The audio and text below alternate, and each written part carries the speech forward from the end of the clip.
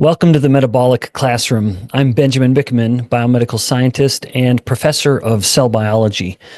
In today's lecture, we are uncovering the profound metabolic effects of the hormone cortisol. This is a hormone that, despite its villainization, is necessary for our survival, but it is such a consequential hormone that it might not surprise you to learn that it has some pretty relevant effects when it comes to metabolism, particularly when it is chronically elevated.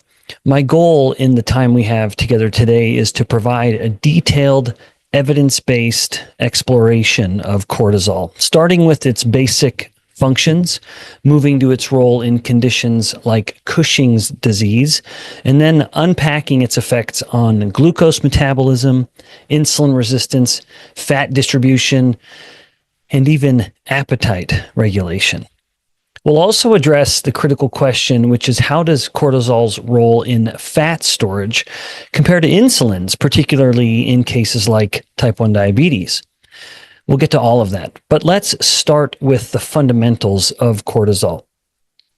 There are myriad ways to classify hormones. Cortisol is a steroid hormone. That means it's synthesized from cholesterol. It's made in the adrenal cortex. That is the outer layer of the adrenal glands, which themselves reside right on top of the kidneys. It falls into the family of a glucocorticoid. Indeed, it's the main one. As a glucocorticoid, it plays a central role in energy mobilization, immune regulation, and even circadian rhythms. Its production is governed by the hypothalamic, pituitary, and then adrenal axis. Anyone who's had any touching of endocrinology that would sound familiar to you. Just to say that again, there is this upper region within the brain, the hypothalamus, which then connects to the pituitary gland. The hypothalamus will send a signal to the pituitary, which will then send a signal via a hormone called ACTH down to the adrenal glands. And then it's ACTH that goes from the pituitary down to the outer peel. It's like the adrenal gland is like an orange, and it has a peel, and then it has the fleshy little part of it. That peel is the adrenal cortex. That's where cortisol is being produced, again, in response to ACTH. If we were to assign any primary function to cortisol, it would be to ensure energy availability, particularly glucose. So cortisol is a very powerful signal in promoting glycogenolysis in the liver, which is the breaking down of glycogen into glucose. It also stimulates protein catabolism in muscle, so thereby breaking down amino acids from the muscle, but to fuel gluconeogenesis. And gluconeogenesis is the term for the liver creating new glucose from scratch. But cortisol also enhances lipolysis, or the breakdown of fat tissue in some depots. That's a very important distinction that we'll get to in a moment. So cortisol will promote the breakdown of fat in certain locations, so thereby moving the stored fat into the blood as free fatty acids to be used for either energy or redeposition, so storing it somewhere else. These actions are crucial during acute stress, times of fasting or danger where you need to get away from something, but chronic elevation due to prolonged stress or medications or disease lead to metabolic function. Cortisol also has a potent anti-inflammatory effect. This is why synthetic glucocorticoids like prednisone, for example, are used therapeutically to help control conditions of chronic inflammation or immune activation, like, for example, autoimmune diseases. At the cellular level, cortisol binds to what's called the glucocorticoid receptors. Now, the glucocorticoid receptors are not on the surface of the cell. In the past, when I've talked about hormone like insulin coming and binding to an insulin receptor, it's something that is on the surface of the cell.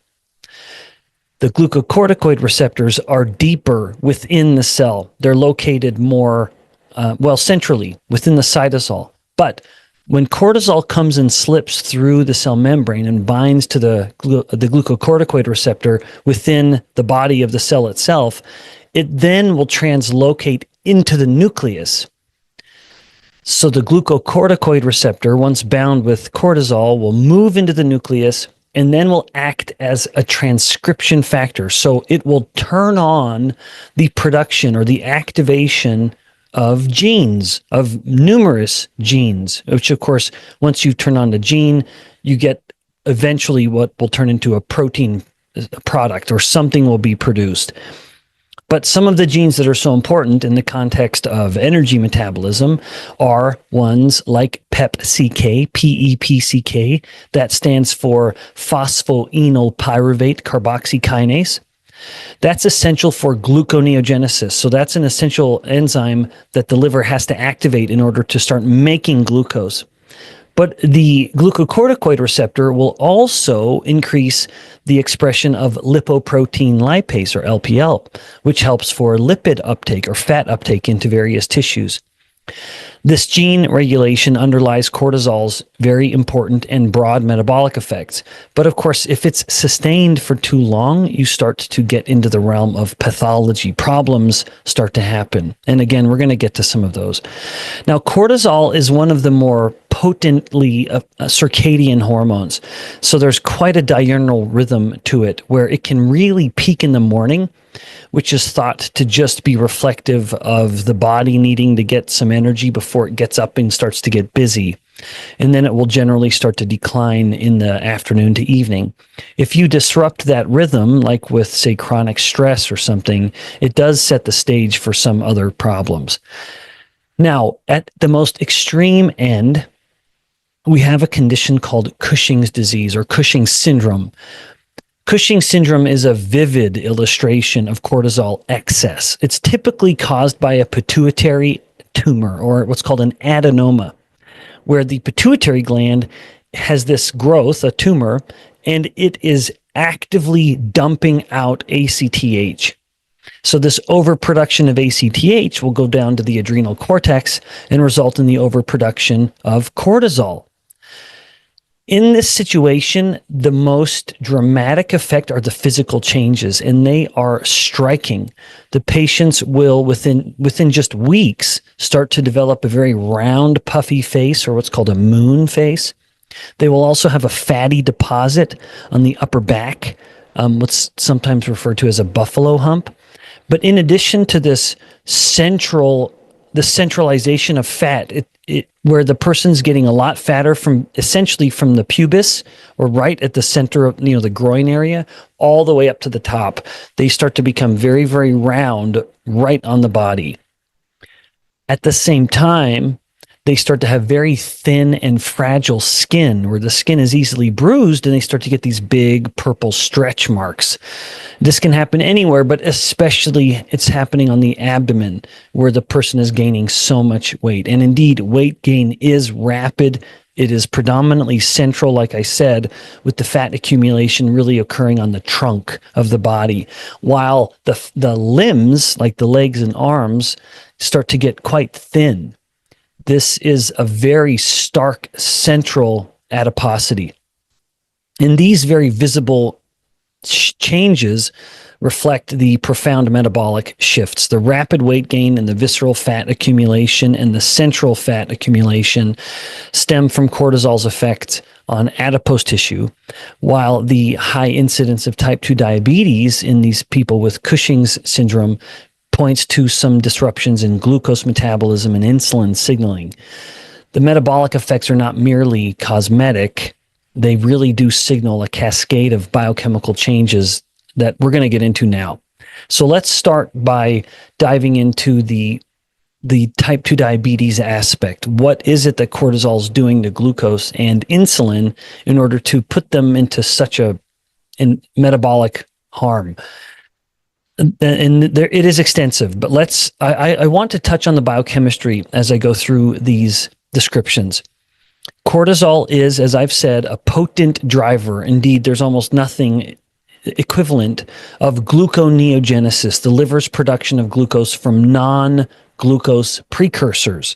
This includes things like lactate, amino acids, and glycerol. That's the trifecta, the holy trinity of glucogenic substrate.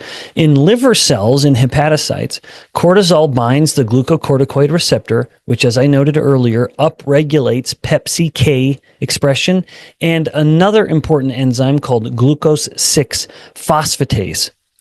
Now, pepsi-K is busily converting oxaloacetate. If you think of glycolysis, the breakdown of glucose, always in biochemistry, we look at it as a kind of downward process. So, it'll make sense why I'm sort of pointing in various directions if you keep that paradigm in mind.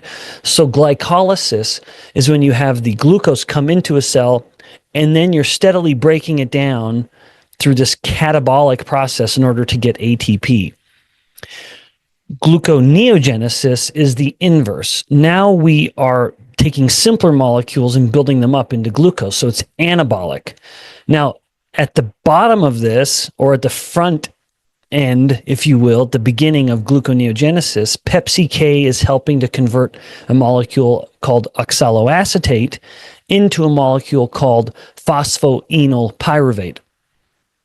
And that is some of the first step. But then at the end of it all, right before the liver cell is ready to actually kick the glucose out, that's where you have the glucose 6-phosphatase, because it will take the glucose 6-phosphate and kick off the phosphate, which now allows the liver cell to release a free glucose.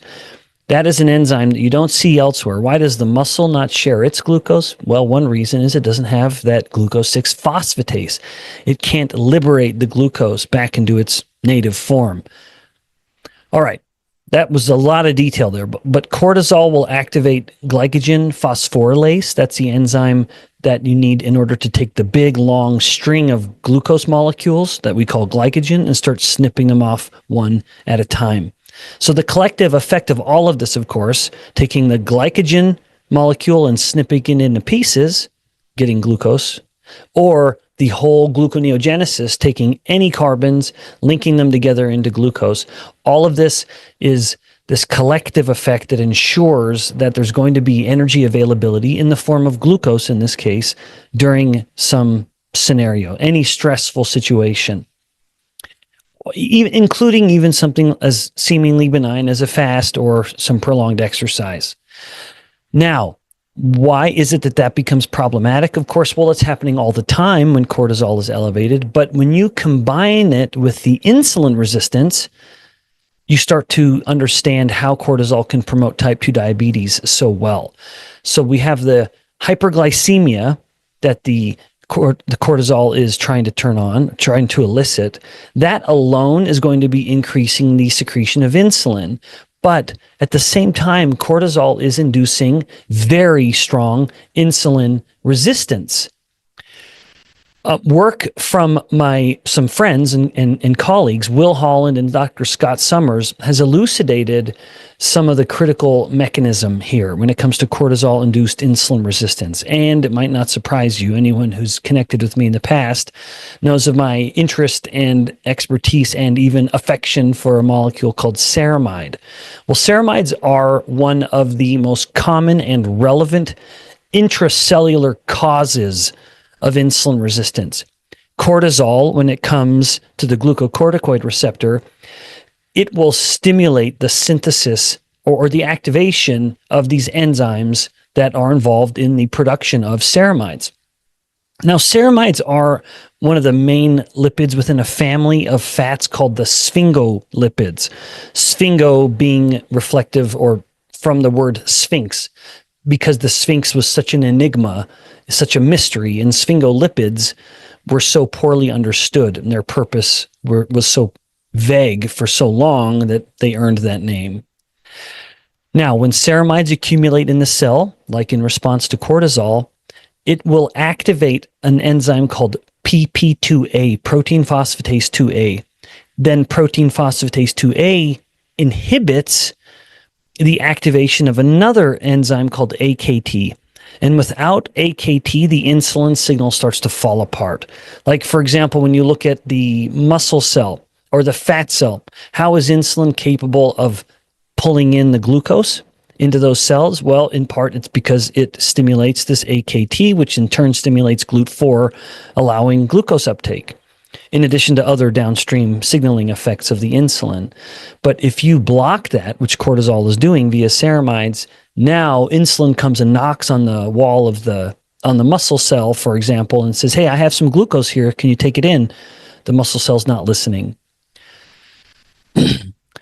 Now, to compound, I guess one final point worth mentioning here is that cortisol will also promote muscle protein catabolism, thereby releasing the amino acids from the muscle, so eroding the muscle's substance to dump those amino acids into the blood so that those amino acids will go to the liver and act as carbon sources for gluconeogenesis. Now, since skeletal muscle is the major glucose sink, and I use that kind of as a term of physics, like a heat sink, something that absorbs a lot of glucose in this case, all of this exacerbates the hyperglycemia. So you think about this. You have the cortisol, which is stimulating the liver to just be dumping glucose into the bloodstream. You have the cortisol causing insulin resistance throughout the body, compromising tissue's ability to pull in the glucose in some instances. And then third, directly eroding the very bulk or substance of the tissue that takes in the most glucose, namely muscle. So collectively, these effects, the hyperglycemia, the insulin resistance, the muscle loss, really create a metabolic storm that explains the rapid rise in diabetes risk. Okay, now when a lot of people think about cortisol, they might not be thinking about glucose, even though they should. That is arguably cortisol's main effect. They often will think about fat tissue. So let's just talk a little bit about fat tissue. As you know, I have a great affection for fat. I am both a great defender of body fat. We need it, of course, but I also appreciate its role in chronic disease more than most. Now, one of the most striking features of cortisol excess is the central adiposity, the accumulation of fat in the abdomen and trunk. To understand this, we need to examine cortisol's effects on adipocytes and compare them. I think it's fun to compare that to insulin's role. And to do so in a minute, I'm going to introduce type 1 diabetes, just because it's such an easy example of looking at the effects of insulin. Now, before we get there, fat cells will express glucocorticoid receptors, which upon cortisol binding elevates or regulates genes involved in fat metabolism. Now, what's interesting is that in visceral adipose tissue, so that is the fat surrounding the central organs within the abdominal space, cortisol's effects are amplified. So cortisol is it's activating these enzymes that will actively convert. Actually, it takes a less active version of cortisol called cortisone and then activates it into cortisol. Now, the degree to which this occurs in humans as opposed to rodents is kind of vague. So I want to make that disclosure right up front. But at those central fat cells, cortisol upregulates LPL, lipoprotein lipase. And the lipoprotein lipase is so important because that's what hydrolyzes or pulls off individual fats as triglycerides are circulating through as carried on lipoproteins. Because if a triglyceride, which is the stored form of fat, in fact, stored in fat cells and as moved predominantly through blood, the big triglyceride itself isn't what moves in, and I'm acting like the three parts of the triglyceride. The triglyceride isn't what is moving from the blood into the fat cells. It has to get hydrolyzed, or you have to pull off the individual fatty acids, and that's what moves in. So there are these enzymes, which is LPL, lipoprotein lipase. Well, cortisol will activate it at fat cells in the visceral space. And so it's promoting that uptake. At the same time, it inhibits the hormone-sensitive lipase, which is the enzyme that would be breaking down the fat from those fat cells. So it's activating the enzymes to pull in the fat at the visceral fat cells, but inhibiting the enzymes that would be breaking down that fat. So you can start to see how it's overall promoting greater, it's stimulating the central fat cells. Now, beyond that, if you look at the subcutaneous fat cells, you actually have the opposite. Cortisol is promoting lipolysis in the subcutaneous fat by upregulating hormone-sensitive lipase and adipose triglyceride lipase, ATGL. You could look up both of those for more details if you need to, but those are the enzymes that need to sequentially be activated to take the triglyceride from the fat cell and start pulling off its individual components. Once again, the triglycerides aren't going to freely move between the cell or across the cell membrane. You have to break it down into its component parts. And so to say all of this again, we have two fat depots. We have the visceral adipose and we have the subcutaneous adipose, the fat that is stored beneath the skin, the fat that we can pinch and jiggle. Now, that's the healthier fat. It's a healthier place to store fat. But what cortisol does is that it is selectively promoting lipolysis at the subcutaneous fat, which is why you start to see the limbs start to shrink down as you're losing all that fat. You're burning all the fat at the limbs, but burning is not the right word. You're mobilizing that fat. You're essentially transporting it from the subcutaneous fat to be stored in this truncal fat. I've been saying visceral, but it really is all from this truncal space where you are having the activation of lipoprotein lipase, pulling in the fat and inhibiting the breakdown of that fat. Now, let's address what I think is a critical question, because having heard all of this, people might start to think, well, then cortisol is a key controller of fat. Well, it would maybe be a key controller, but it's not the key controller. That is still very firmly in the hands of insulin. So let's just look at how does cortisol's role in fat storage compare to insulin's, and can cortisol drive fat gain alone? I have long emphasized that insulin is the primary driver of fat storage. Insulin activates lipoprotein lipase to promote triglyceride uptake. It inhibits HSL, that hormone-sensitive lipase, in order to block lipolysis or the breakdown.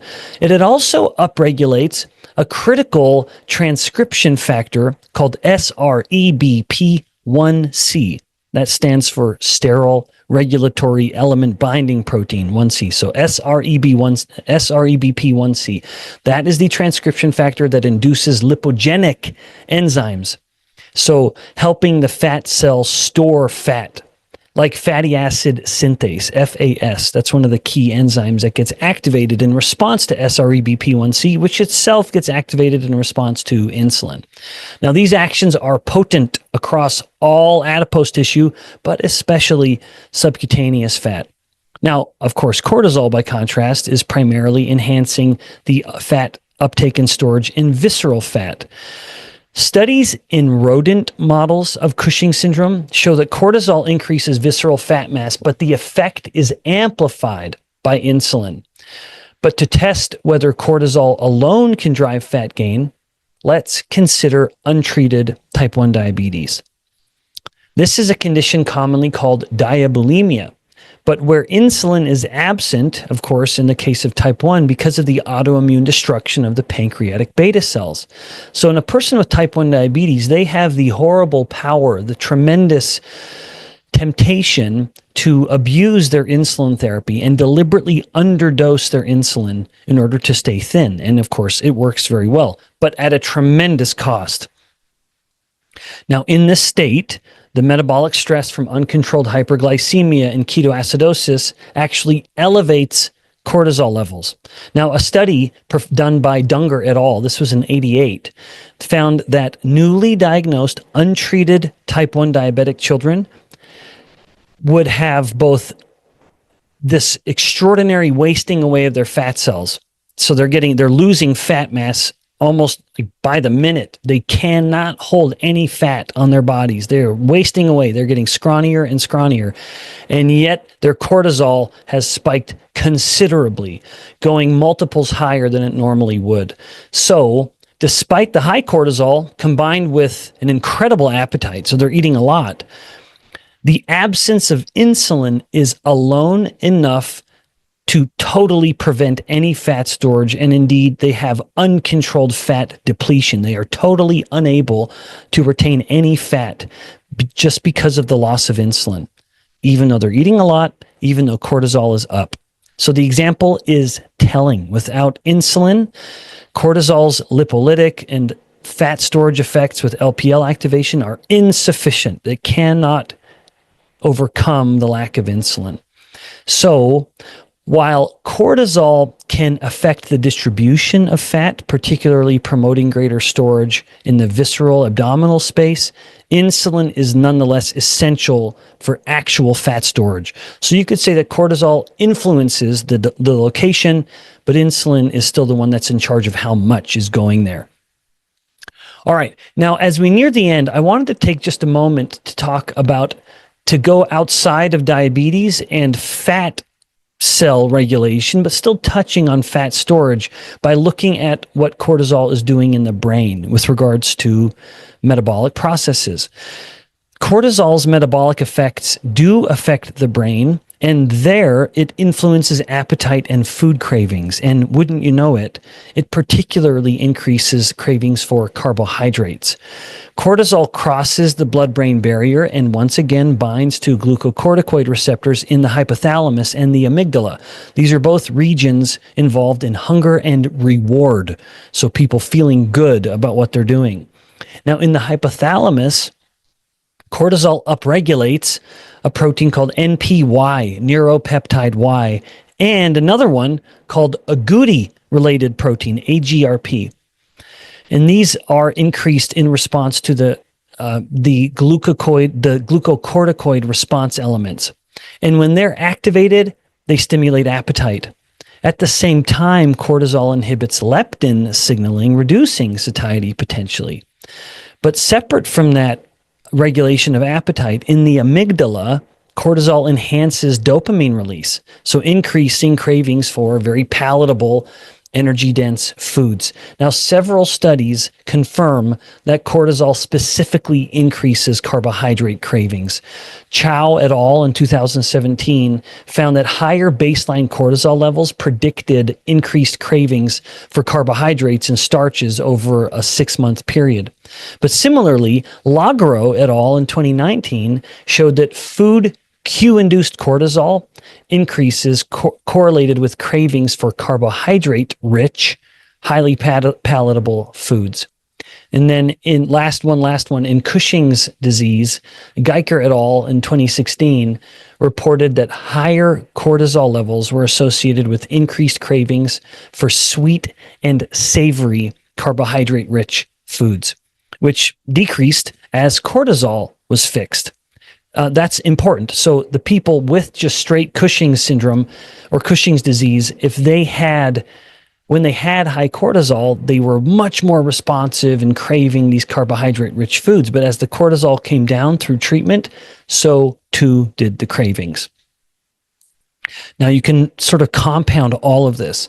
So as the cortisol goes high, they're craving more carbohydrate-rich foods, which is going to be spiking the glucose even more than the cortisol is already spiking due to its effects at the liver.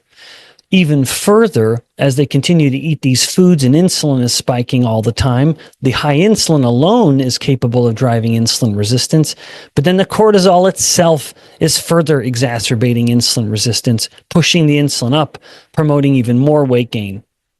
So it's a perfect storm metabolically. Now, in summary, as we wrap up, cortisol is, in fact, a multifaceted hormone that, when chronically elevated, will profoundly disrupt metabolism. It is promoting gluconeogenesis by activating enzymes like PepsiK and glucose-6-phosphatase. That's causing this hyperglycemia. At the same time, it's causing insulin resistance through ceramide biosynthesis and accumulation. The collective effect or the combination of those is what explains the dramatic increase in type 2 diabetes when cortisol is chronically elevated. Underlying all of this are these pathogenic changes in how the body stores fat, with a much greater or a promoting environment of storing fat in the visceral and central adipose tissue at the expense of the healthy fat storage in the subcutaneous space. But as much as cortisol does have an effect on fat storage, absolutely it does, it still is not sufficient to act without insulin. Insulin still reigns supreme, as, for example, reflected in the untreated type 1 diabetic, where cortisol is elevated, insulin is absent, and no amount of eating can make that body store any degree of fat. And then lastly, cortisol has a central effect, promoting not only appetite and hunger, but specifically increasing a craving for carbohydrate-rich foods. Not a lot of good. Now, lest it sound like I have painted cortisol as a uniform villain, it is a hormone that is essential. The absence of cortisol will, in short order, lead to an absence of life. It is lethal. We need its ability to help the body mobilize energy. In its absence, there's insufficient energy going into the blood in instances of, say, fasting, and the body isn't going to last too long. Thanks for joining me in this exploration of cortisol's myriad metabolic effects. I hope that you feel like you've learned something new and valuable. After all, more knowledge, better health.